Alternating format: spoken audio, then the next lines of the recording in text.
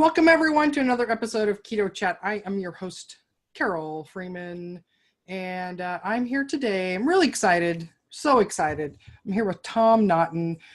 We met on a cruise ship, actually, and he has a very interesting backstory about a cruise ship, too, that we'll talk about, too. But I met him on the low-carb cruise in the middle of the whatever Gulf of Mexico or something like that. But so anyways, I'm so excited to have you here. Let me just do a quick little intro of who you are, and we'll dive into chatting more.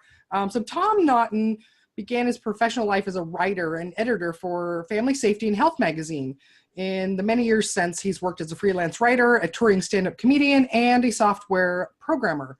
Fathead, that's how you guys probably know him. Fathead is his humorous documentary about the lousy health advice handed down from official sources.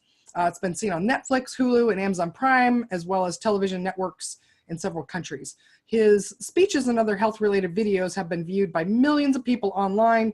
Tom now lives in a small hobby farm with his one wife, 2 daughters, 2 dogs, 1 cat, and dozens of chickens.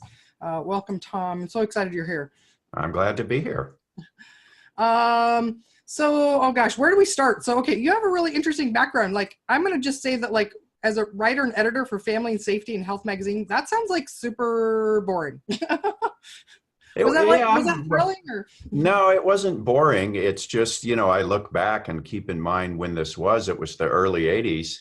And as I explained when I was speaking to the Weston A. Price Foundation this weekend, I was one of the people writing articles telling you to cut back on saturated fat and cholesterol. Okay. That's what I believed at the time, as so many of us did. Yeah. I look back now and go, oh, yeah, I was part of the problem. Awesome. Oh, so you were an early nutrition writer is what you were. Well, I mean, we wrote about a lot of safety and health issues, but health, I mean, yeah, of course, nutrition was a big part of it. And we were all singing from the USDA's hymn book at the time. Oh, okay. And that was back when, you probably had to type it up and mail it in or something like that, right? To get in a real magazine. I was actually working there when we went from typewriters to finally getting a computer, yes. Wow. I remember, so like mid 80s, my mom did a mail-in newsletter thing, right? So this was like back in the back of a magazine. She could put an ad where it's like send an SASE, a self-addressed stamped envelope, and That's $1. Right. And she would send a newsletter. And I remember the process in the garage she had of like typing it out on typewriters and cutting out the little paragraphs and gluing them on and then making copies of them. And that all sounds very familiar. I worked at our college newspaper, and we printed stuff out, and then they sliced it up, and we literally created the pages by sticking the text where it was going to go. Wow. Yeah, we've come so far. Technology is so fun. Well, so how did you get into stand-up comedy? I mean, it's so fun because that's kind of my hobby I've taken up in this year, but how'd you get into that? Well, honestly, I got into that partly because I could not keep a band together. Okay. I had been in bands throughout college, and I was all into music at the time, but I found out trying to keep a band together, you're constantly running into someone's drug problem, girlfriend problem, commitment problem.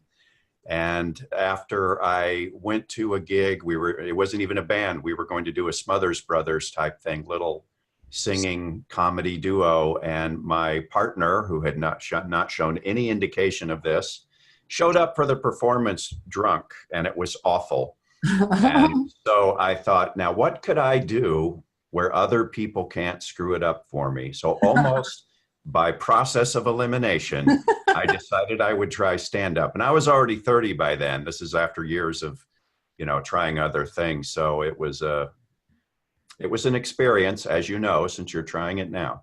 Yeah. Where did you start out doing comedy? I went to amateur nights, and I was fortunate that at the time I lived in Chicago, and there were a lot of places where you could do amateur night. Yeah. So I went in and I fell flat on my face, and I realized I'm not as good at this as I thought I was going to be, but I kept working at it, kept changing material, and finally got, that all important first professional gig about a year after I'd started. Okay. Yeah. Yeah. The realization I had, I mean, I'm not trying to do this as a career, thankfully, because I've realized that trying to make a living at stand-up comedy is even harder than trying to be a paid actor. There's just a lot of hoops to jump through and years of trying to work at it. So my first paid gig was $35 for 20 minutes of my time. And I was like, oh man, this is never going to pay off. So, Well, I did get to where I was making a living at it, but keep in mind, I didn't have a family to support at the time. okay. And even then, the last thing I did was work cruise ships, which paid very, very well. And you actually can support a family if you don't mind being gone all the time. And I just finally couldn't take the travel anymore. So I kind of hung up the comedy spurs and made Fathead, really. So it all worked out. Yeah.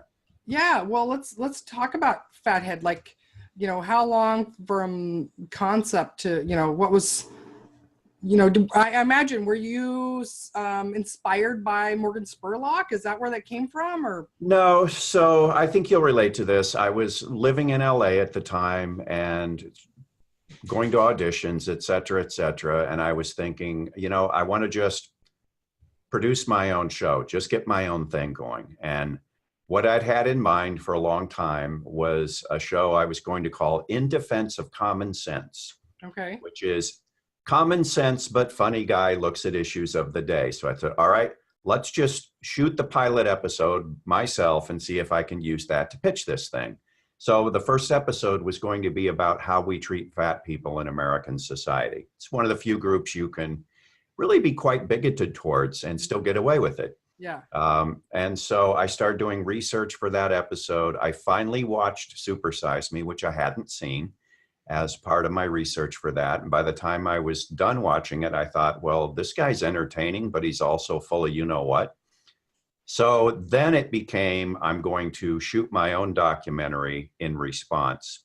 And then as I was researching that, it just kept evolving and it eventually became what it is now.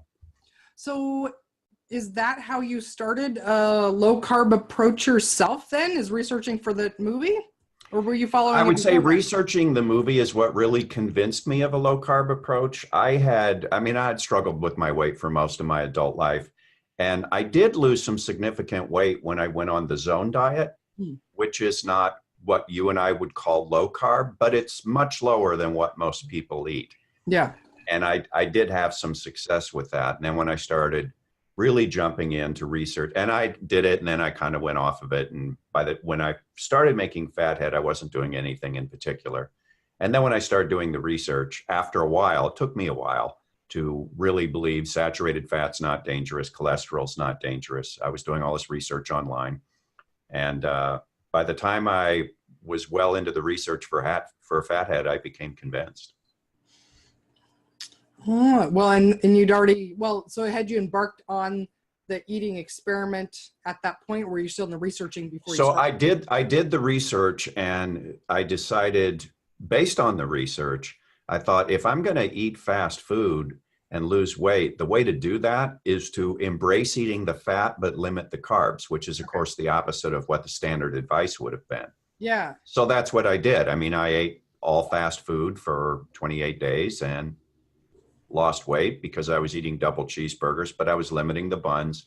I didn't have that many fries. I didn't drink any sodas. I haven't drank sugary soda since I was a teenager.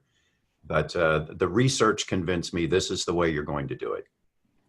Yeah, and I watched Morgan Spurlock's movie when it came out, and I have a background, I've gone to school forever in nutrition and undergrad and master's degree in nutrition, but I didn't come out of school with any, semblance of low carb was the way.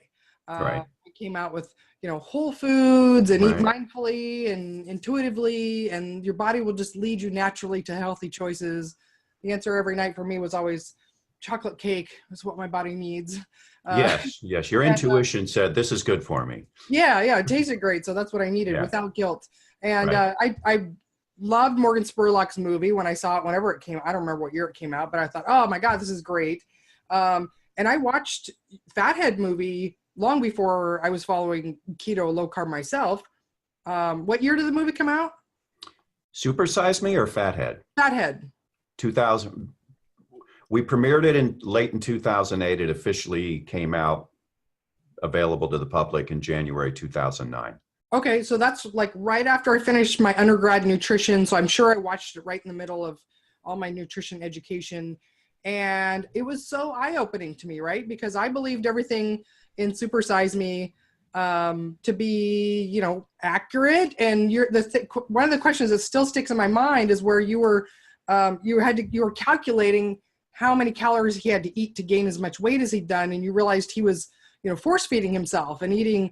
And, It had and to not be following his and not following his own rules. And here's the thing: in addition to doing stand up, et cetera, as you mentioned in my bio there, I'm also a software programmer. So you don't want to throw bad math at me and expect me not to notice. And when his nutritionist said, you're eating 5,000 calories per day, and I thought about those rules he had set up at the beginning of the film, alarm bells, ding, ding, ding, ding, ding. No way is this guy following his rules. The math doesn't add up. Yeah. Yeah. So that was like really eye-opening to me. And I loved your movie. It was really awakening to me that, you know, I came out of a school, you know, fantastic, internationally recognized school. But the big focus was on, you have to eat natural whole foods and organic and everything to be healthy.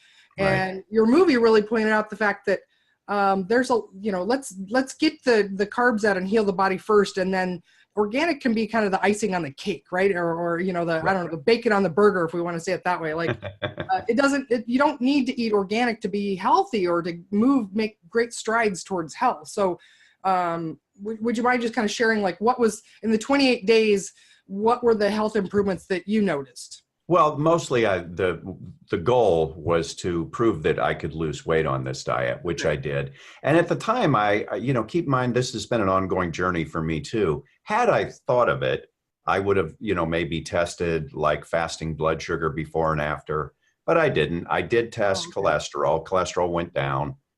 It was really Dr. Mike Eads who told me, because this idea that fat doesn't cause cholesterol problems still kind of new to me. And he said when I was interviewing him, and this is the section of the film where I did the diet after the diet, instead of the fast food diet, I called it in the film a saturated fat pig out diet. He said, get a cholesterol test, then eat all the cholesterol you want, eat all the saturated fat you want, and then see what happens to your cholesterol. So I did, and my cholesterol profile actually improved. But on that diet, I wasn't even eating limited hamburger buns or French fries. I just went crazy on bacon, eggs, steak, et cetera, et cetera. And I suspected he was right by this point. Dr. Eads had impressed me as someone who really knows what he's talking about, but I did still want to prove it for myself. All right. And what kind of impact have you had with this movie? I'm sure you get letters and emails from people all around the world. I do. And when it first started happening early on, I have to be honest, I was shocked because I thought, I'm making this kind of funny, I hope, reply to Super Size Me, and pointing out, it was really most of the second half of the film, pointing out, by the way, the dietary guidelines are not based on real science, they're wrong. That's kind of what I thought I'd done. I'd put this out in the world. Super Size Me is full of it, and the dietary guidelines are wrong. But then because I explained in the film how I'm going to lose weight by cutting the carbs, not cutting the fat, when the thing went out there and it went on Netflix and all the other places where it drew an audience, I started getting thank you emails from people around the world. I saw your movie. I did what you did. I've lost 50 pounds. My blood sugar's under control. Thank you so much. It was surprising. It was humbling. I didn't expect that. And I was at the Weston A. Price conference as a speaker this weekend, and a woman at the registration desk told me, she said, fat had turned my life around. I never, ever expected to hear stuff like that. That's amazing. And it's the great thing about today's day and age is that the digital stuff is it's going to be out there forever. Well, and I think it's a wonderful time to be alive and be doing stuff like this. Even if I'd thought of Fathead, say 30 years ago, I couldn't have gotten it made. The equipment wouldn't have existed for me to make it myself. And even if I somehow hired a crew and got it made, it probably wouldn't have gone anywhere. How would you distribute it? Whereas these days, the equipment's cheap. There are so many more options for getting things out there, which is why I think we're seeing this explosion of information, alternative voices outside the usual USDA nonsense. And I think that's what's turning things around. Yeah. You're also known for the fathead pizza dough. I shouldn't be, but yes. So did you steal the recipe and I then? know, I'm honestly, I'm embarrassed that everybody calls this the fathead pizza now, because I had nothing to do with it. Okay. Okay, let me back up. My nephew took a recipe from Cookies Creations. I'm going to say it loud and clear. Cookies Creations gets the credit. I think Cookies is she had this pizza dough recipe. My nephew tried it. He liked it. He tweaked it a tiny bit. And then he told my brother, this makes really good pizza. He served it one night for dinner. My brother told me this is really good pizza. So I said, why don't you have Eric, my nephew, put that recipe on the blog? So he did. And out of all the blog posts that have ever gone on my site, it's the one I didn't write, my nephew wrote it, that has the most hits, the most comments, and now people all over the world are calling this fathead pizza. And Tom Naughton's fathead pizza, I did not create it. I deserve no credit. And so it wasn't even called fathead pizza, but the association with the blog is where the name came from there, or the right. And now everybody's calling it fathead pizza. And I'm like, well, I'm flattered, but no, I did not create this. I just put it up there. Well, you created the blog that allowed it to get out there. So I guess. It's very popular. So, well, thank you indirectly for, yeah, I mean, a lot of people think they can't do a low carb approach or it's not sustainable because they're going to miss all these carby things. And so, another great thing about all the technology and information overload that we have out there is that we've got all these, the keto cookbooks, right. That show you can pretty much make a low carb version of anything that you think you're going to miss. And I think that's part of why this low carb keto movement has blossomed so much, is that, because we can share all this information and we can find ways of making delicious food, and you don't have to feel like you can't do this. Well, and another thing, I think it was certainly true for me, and I think it is for a lot of people. At first, yes, if you're going low carb, you'll probably be looking for ways to make low carb breads and cookies and et cetera, et cetera. I think what a lot of us find is that once the sugar and the flours are out of your system, it's kind of like if you give up smoking after a while, you don't really crave the cigarettes anymore. It finally goes away. I find that a lot of people start out with these low carb desserts, et cetera, and over time they find, I'm not really craving bread and sugar anymore, so I'm not looking for substitutes.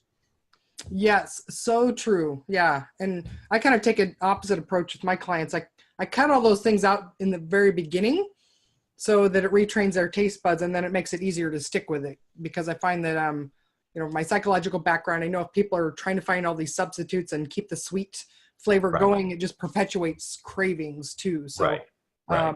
But yeah, it's so true. Like months in, people are like, yeah, I don't even miss those things anymore. So no, you get to where it's like, yeah, you know what? I'm happy with meat and eggs and cheese and vegetables and et cetera. I think your body finally gets back to, oh, this is what real food tastes like. Right. And now that intuitive eating and mindfulness that I was taught works. When we take away the sugar and carbs, like I can listen to what my body really wants. Oh, Oh yeah, absolutely. And I think that's a big part of why people who embrace real fats find that their appetite is controlled naturally. To give you a perfect example now, I don't eat a lot of potatoes and stuff, but I'm also not, oh, you should never touch a carb again.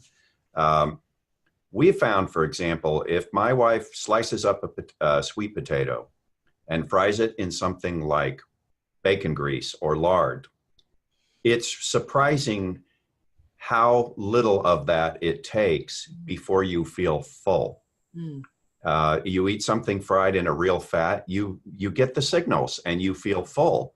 But then if we make potato chips or hash browns or whatever, and they're fried in these nasty vegetable oils, you're taking this stuff in, but your brain's not getting the signal, I have what I need, I have the natural fats I need. So your appetite just stays high until basically you've stuffed yourself. So I think eating real foods, especially real fats, it just causes your appetite to do what it should have been doing all along, which is to regulate itself naturally.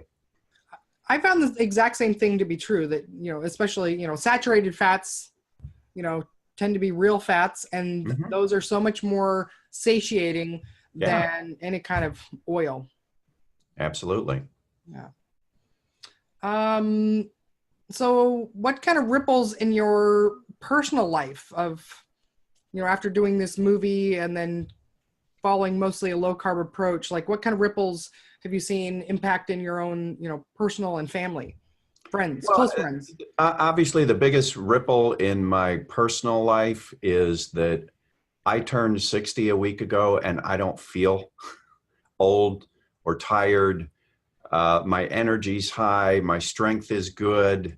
My health is good. I'm rarely sick.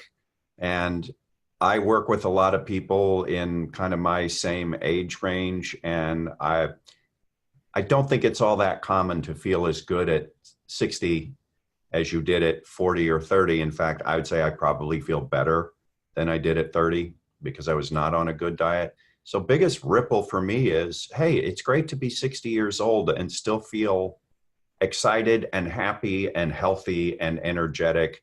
And I'm not taking any prescription drugs, and I don't feel decrepit. I mean, that's a great personal ripple. Yeah. Yeah. That's fantastic. Yeah.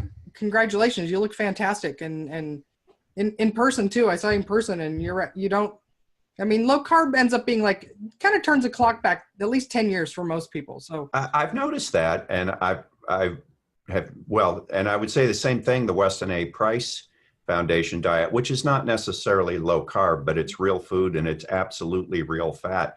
And I noticed the same thing when I was talking to people this weekend. We found that three of us at our dinner table were all born in 1958. We were all 60, and in my humble opinion, not a one of us looked it. nice. Well, congratulations. Happy birthday, whenever that was. It was last Wednesday, but thank you. Okay. Yes. Oh, hey, I'm a November birthday as well. So I think November birthdays are the best myself. So Cle- Clearly, this is true. yes. Oh, nice. Okay, so Fathead was a movie. You've got another project that's out right now too. So Yeah, tell I'd us. say two projects really. Okay. So my wife and I decided, well, let me back up a little bit. So I told you I was surprised by this reaction to Fathead and hearing from people all over the world. Here's one that really surprised me. A stunning number of parents sent me emails saying, my kids love Fathead. My son's 10 years old. He's watched it 6 times. And I was thinking, I didn't make this for kids. I made it to be amusing and entertaining and informative. But I think because of the kind of cartoony stuff that Mm. and the humor, a lot of kids, for whatever reason, took to it.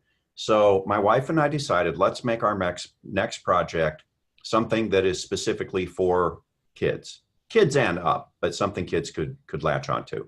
So we created a book called Fathead Kids, Stuff About Diet and Health I Wish I Knew When I Was Your Age, full of illustrations. My wife drew more than 200 cartoons for it. And then immediately, as soon as we were done with the book, we took her artwork and new artwork and turned it into an animated film. Oh, I didn't realize there was a film to it. So where's the film available? I gotta go watch that then. It's not out yet. It's going to Oh, be okay. out December 4th or 8th. I forget. I think it's December 4th. But if you go to Amazon now and you type Fathead Kids movie, they're already taking pre-orders. Oh, that's great. Well, this is perfect timing then. And so is it fully animated Fully movie? animated. Okay. Fully animated. I'll give you the Reader's Digest version. We explain how food affects your health by turning the human body into a biological spaceship called the Nautilus. And Oh, okay. then the movie is this journey aboard the Nautilus, and you see how the crew is programmed to respond to messages, and the messages come from food. Okay. And then we have a couple of characters who constantly pop up to explain things. I have actual doctors and researchers pop up to explain things. They're on our captain's monitors there in his cockpit. They pop up on the monitors to explain things. But then we also have characters called Mr. Spot and Dr. Fishbones, the science and medical officers who pop up to explain things. And a Okay. lot of what they're talking about is how the ship's engineer, a guy named Marty Metabolism, who might have a Scottish accent, responds to all these messages and how he has to keep the blood sugar under control and what happens when the blood sugar goes too high, et cetera, et cetera. So it's all to explain. It's all the stuff you and I know. It's all the stuff we've talked about on the low carb cruises, explained in a way. This is how it affects the ship. This is how the systems have to respond. And through that, we hope to explain kind of basically how metabolism works, what makes you fat. And a lot of adults have told me, a lot of adults have emailed me after buying the book, and they said, thank you, God, you explained this at a kid level, because I finally get it now. Oh, that's great. Yeah. So it's for adults and kids. And, Right. you know, the people, adults, parents don't give their kids enough credit. Like, kids are really smart and they can understand these things. You know, I've had with client calls, one of my ladies was, you know, talking about her grandkids and how she was noticing that, you know, if basically some hypoglycemic symptoms, that if they went too long after breakfast without eating, they just turned into like an evil little monster, and you know, at 9 years old. And so she was like, well, how do I get her to eat this? Because when she's in that mode, she doesn't want to eat. And I said, explain it to her, explain what's going on, why she's getting like this, and then empower her to be able to make the choice, right? Right. She goes, oh, she's 9 years old. I said, she will understand what you're talking about.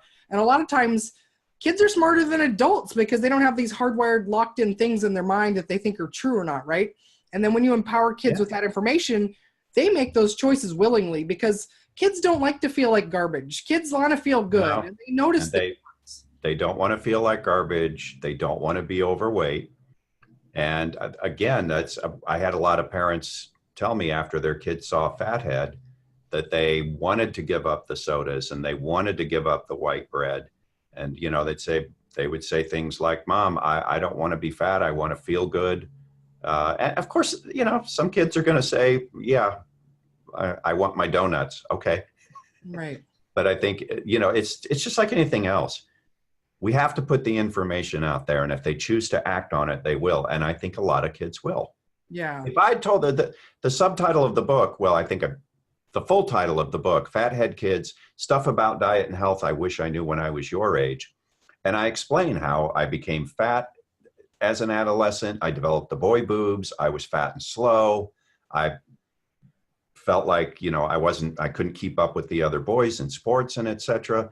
And what I pound home in the book, if someone had told me then what I'm going to tell you now, my entire life would have been different, because I was almost 50 when I finally figured this stuff out.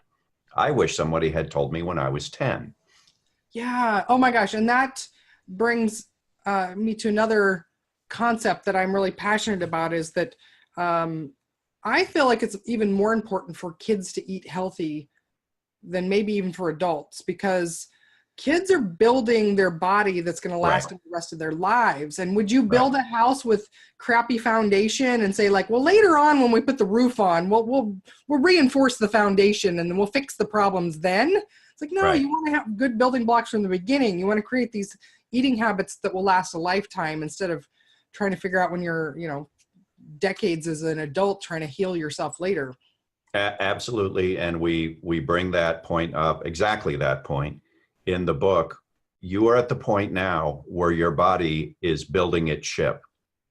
That, again, we turn the body into a biological starship. This is your body is going to be your body's going to be building the ship at a faster pace now than it ever will again. You need it to be built right. Yeah. And as we all know, all of us who have gone through those periods of being overweight and sick and et cetera, it is so much easier to avoid the damage in the first place than it is to try to undo the damage later. So yes, and of course I have kids. You know, I have a 13-year-old and a 15-year-old. So I'm very passionate about, let's be healthy from the beginning, not try to fix it later. So what do they think about dad's work and your movie? And because I know a lot of times teens will be like, oh God, my dad's so embarrassing. Like what's their take on all this? Well, fortunately, they don't think I'm embarrassing. I think to them, it's just kind of what dad does. Like they're not embarrassed, but it's also kind of like, yeah, okay, dad made a movie. Don't all dads. Uh, my old, well, for one thing, they're both in it. They provided voices for the animated version. Oh, cool. Yeah, it was pretty much a family affair because my daughters did voices. My older daughter, she actually kind of sounds like I did as an adolescent. So she plays me as an adolescent. Oh, cool. And I happen to have two nephews who are actors. They do theater guild and all that. Very talented, very funny. So they did a bunch of the voices for the film. I dragged my brother in to do a couple of voices, and it was a almost an entirely family cast, except for our buddy Jimmy Moore had a couple lines in there. Oh, cool. Yeah. Oh man, are we listening for the voice cameo then? Yeah, you'll recognize him. You'll know when it's him. Yeah. Okay. Is he himself or is he playing some? Well, no, these are all cartoon characters. Yeah. Okay. So he is one of the cartoon characters. Okay. He's one of the teenagers who taunts me as a teenager. Oh my gosh. I bet he loves the Starship theme as well because his wife is a big Star Trek. Yeah. Huge Star Trek fan. Yeah. Oh my gosh, I'm so excited to watch the movie now too. And we'll put links in the show notes for the movie, the book, the original movie. I'm sure you can still get that out there as well too. So was there anything else that you were hoping I would ask about, or anything else that you want to share with the world? No, I mean, I think it's the same things that we've all been talking about for years.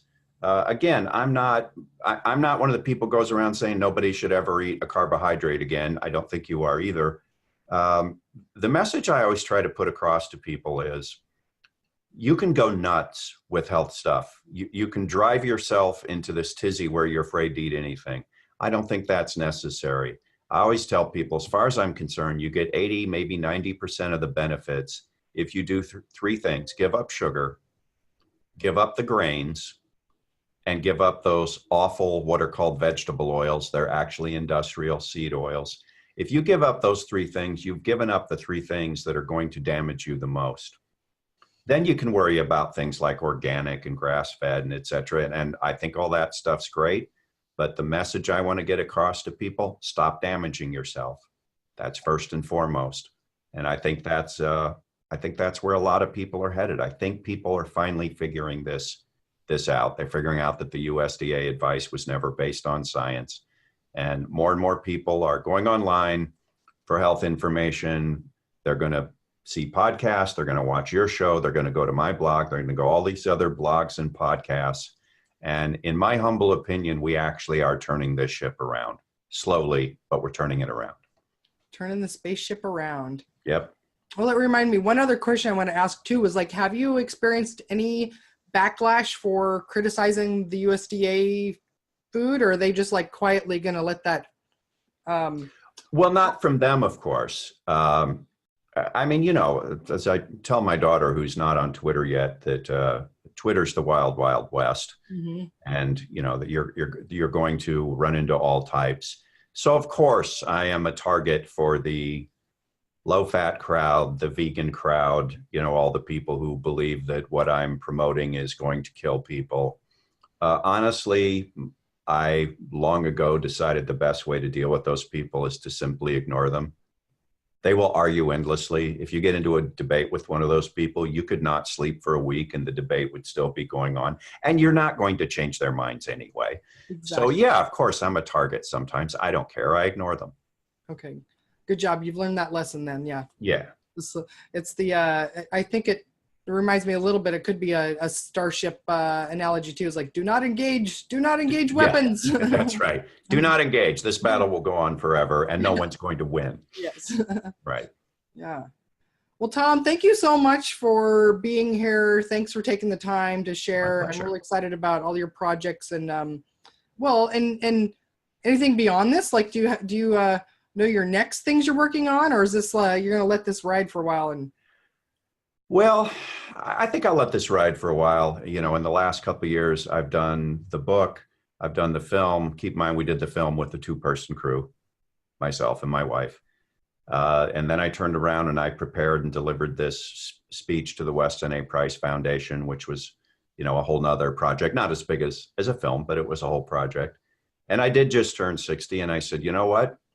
I'm going to take a week or two and just not think about any of it, and then I'll decide what's next. Nice. Excellent.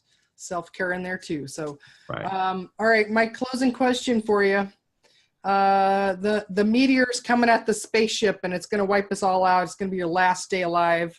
What's going to be your final meal? Well, if I really truly was convinced I was going to die, I might say to heck with that. I'll eat pizza. It's not like it's going to affect my health. But if I was just going to eat one meal and I didn't know I was going to check out afterwards, boy, that's a toughie. I would say surf and turf, Okay. prime rib and lobster. Yeah. I guess there's no certainty, right? Because Armageddon, you know, we thought the meteor was going to kill us in Armageddon, and then what his name, Bruce Willis went and saved us again. So That's right. That's right. well, thank you again for being here. We've got all your contact info in the show notes Okay. there. And if you guys enjoyed this, give us a thumbs up. Subscribe if you want to see some more. And then hit that little bell next to subscribe if you actually want to get the notifications of new episodes we've got coming out. So thank you all for watching. Thanks again for being here, Tom. My pleasure. Thanks for having me.